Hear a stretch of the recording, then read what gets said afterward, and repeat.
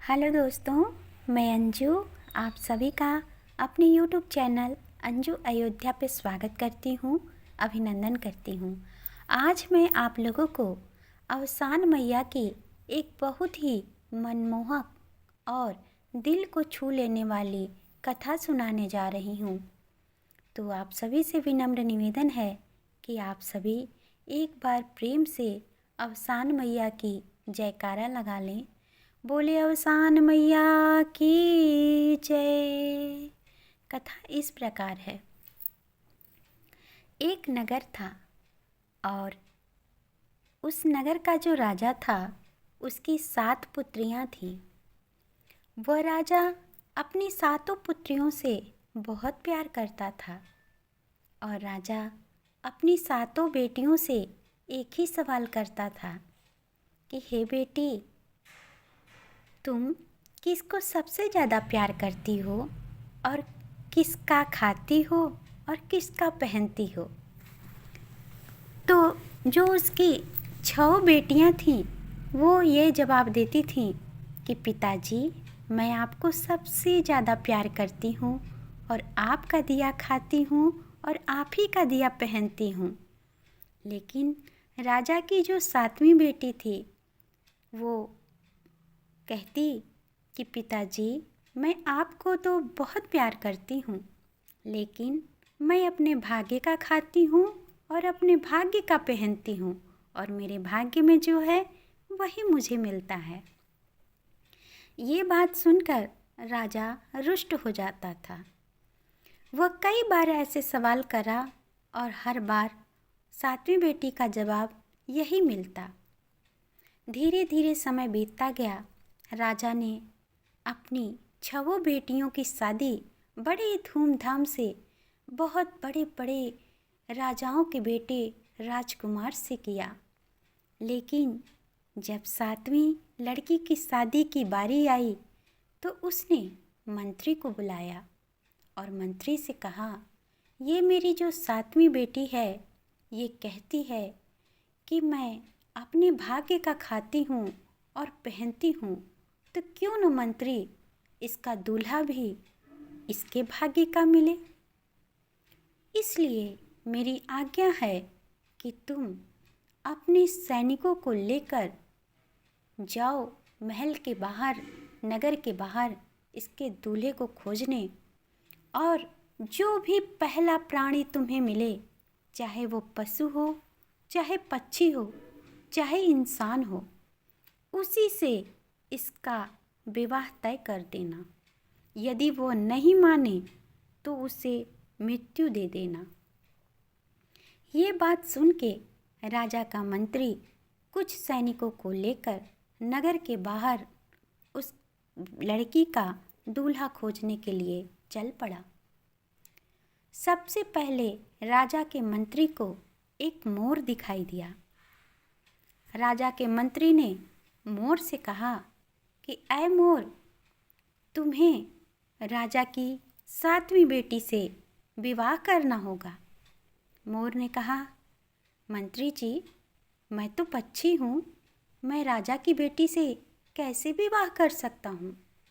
राजा के मंत्री ने कहा, यदि तूने हमारी बात नहीं मानी तो तुम्हें हम अभी मार देंगे, क्योंकि ये राजा साहब की आज्ञा है। मोर घबराया और मंत्री की बात मान लिया और उनके साथ राजमहल चला आया। राजमहल में राजा ने अपनी 7वीं बेटी की शादी उस मोर से करवा दी। राजा उस लड़की से इतना रुष्ट था कि विदाई में भी कुछ अन्न धन उसे साथ नहीं दिया और बोला कि तू जब अपने भाग्य का खाती है और अपने भाग्य का पहनती है और अपने भाग्य से सब कुछ पाती है, तो तू अपने भाग्य से ही पा लेना और अपने भाग्य से चली जा अपने पति के साथ। लड़की ने जवाब दिया, जी पिताजी, आपने ठीक कहा, मैं अपने भाग्य का खाती हूँ, मैं अपने भाग्य का पहनती हूँ और अपने भाग्य से जो भी मिलता है उसी का प्रयोग करती हूँ। और अपने भाग्य के अनुसार ही मैं यहाँ से चली जा रही हूँ अपने पति के साथ। मोर अपनी दुल्हन को लेकर उस बट वृक्ष के नीचे आया जहाँ पे वो रहता था। जब रात आई तो जो मोर था वो बट वृक्ष की डाली पर चढ़कर बैठ गया। जो लड़की थी वो बट वृक्ष के तल पर बैठकर रोने लगी। उसकी करुण पुकार सुनकर वहाँ एक देवी प्रकट हुई। वो देवी और कोई नहीं, अवसान मैया थी। देवी ने कहा, हे पुत्री, तुम क्यों विलाप कर रही हो, क्यों रो रही हो?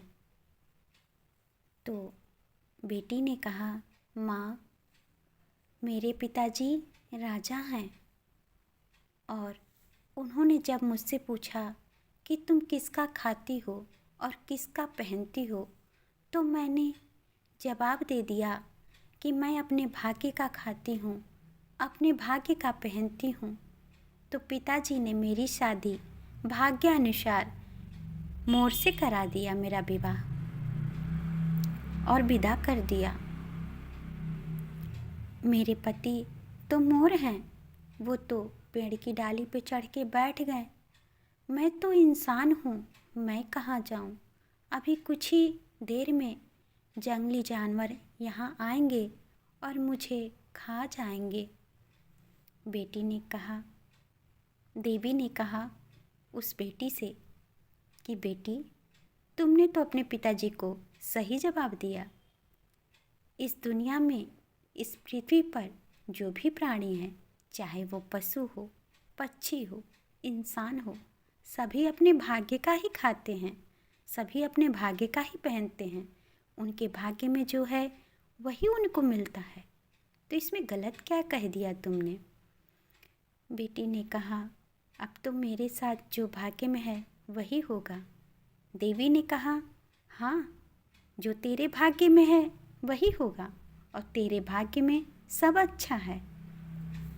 देवी ने तुरंत अपनी माया से वहाँ एक घर बनाया सुंदर सा, और उसका जो पति मोर था उसे इंसान रूप में परिवर्तित कर दिया और कहा, बेटी, अब तुम और तुम्हारा पति इस घर में निवास करो।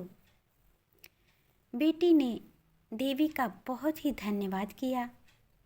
फिर देवी ने कहा, बेटी, तुम आने वाले बृहस्पतिवार से अवसान मैया की पूजा करो, दूर दूरिया पूजा करवाओ, 7 सुहागिन को बुलाना, लैया चना गुड़ से खौंच भराना, सबको सिंदूर बिंदी चढ़ाना, कलशा धराना, देखना तेरा भाग्य कैसे परिवर्तित होता है। बेटी ने कहा, माँ, मैं जरूर दूर दूरिया पूजा करवाऊंगी।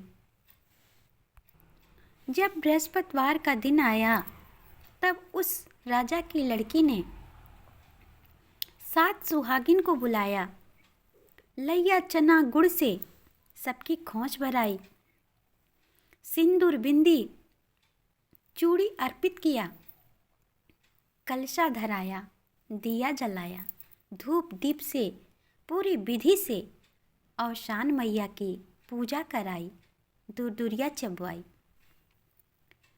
इस पूजा से माँ बड़ी प्रसन्न हुई और उसके जो घर बना के दिया था उसको महल में परिवर्तित कर दिया।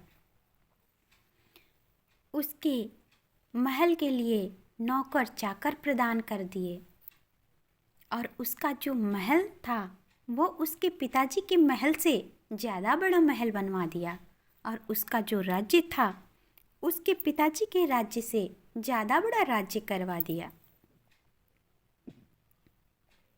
अब वह बेटी और उसका पति दोनों बहुत ही सुखपूर्वक अपने महल में निवास करते और ऐशो आराम से ज़िंदगी बिताने लगे।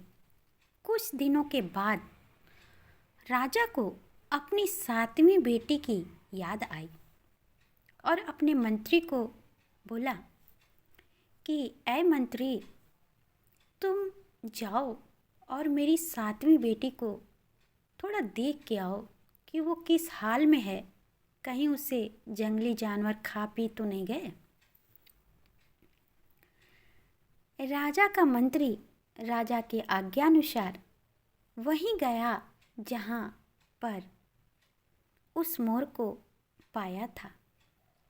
जब मंत्री वहाँ पहुँचा तो देखा वहाँ तो पूरा राजमहल बना हुआ है और राज्य बहुत बड़ा है और सभी खुशहाल हैं उसके राज्य में। वहाँ से देखकर वह राजा के पास आया और राजा को वहाँ का सारा दृश्य बताया। राजा बड़ा आश्चर्यचकित हुआ और कहा, मैं भी तो चलूँ देखूँ, ऐसे कैसे हो गया। तो फिर हाथी घोड़े में सोने चांदी बंधवाया, मिठाई लड्डू पेड़े बंधवा के अपनी बेटी से मिलने उसके राजमहल में पहुंचा।